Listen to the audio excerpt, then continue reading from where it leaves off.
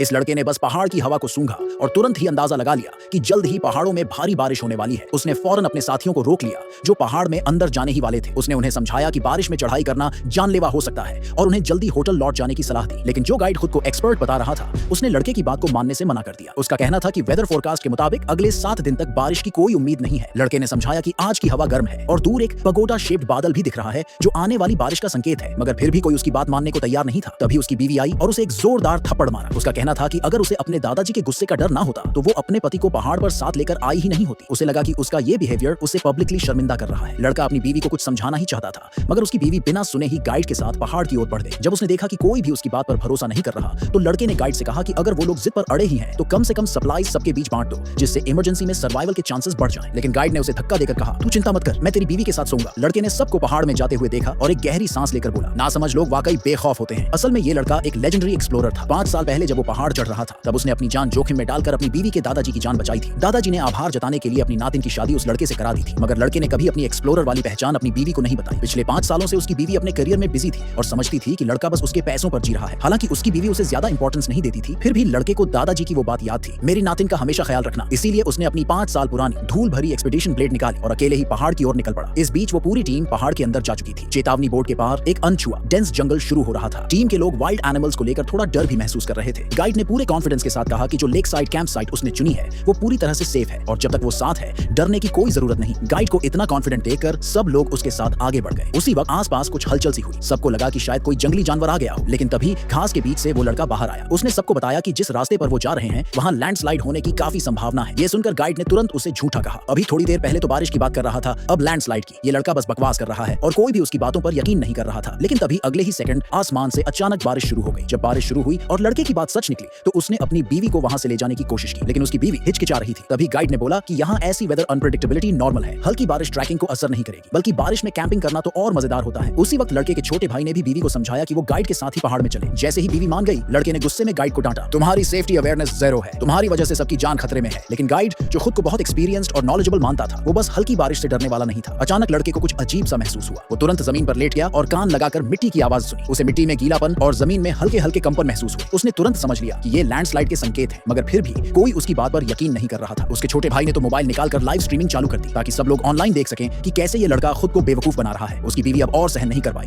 और गुस्से में बोली, तुम हमेशा हमें रोकने की कोशिश करते हो, बस डरते हो। और उसने कह दिया कि पहाड़ से उतरने के बाद वो लड़के से डिवोर्स ले लेगी। गाइड साइड में खड़ा था और अंदर ही अंदर खुश हो रहा था। उसने लड़के को ताना मारा, क्या एक्सप्लोरर बन रहा है तू, शो ऑफ कर रहा है बस। लेकिन तभी छोटे भाई ने देखा कि आसमान से सच में कीचड़ गिर रहा है। जब सबने नजदीक की पहाड़ी की तरफ देखा तो उन्हें समझ आया कि भयंकर लैंडस्लाइड आ रही है, लेकिन तब तक बहुत देर हो चुकी थी। उनके पास भागने का भी टाइम नहीं बचा था।